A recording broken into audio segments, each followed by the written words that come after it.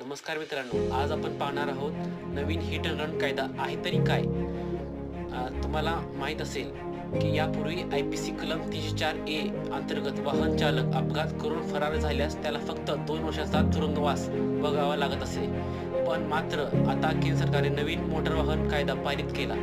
या नवीन कायद्यानुसार वाहन चालक अपघात करून फरार झाला तसेच प्राणघातक अपघाती माहिती पोलिसांना न दिल्यास चालकांना 10 वर्षाचा तुरुंगवास होण्याची शक्यता आहे. यासोबतच 7 लाख रुपये दंड देखील आकारण्यात येणार आहे.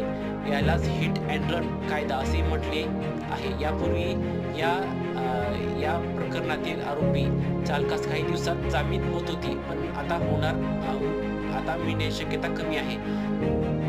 तर हीच आहे नवीन कायदा. धन्यवाद.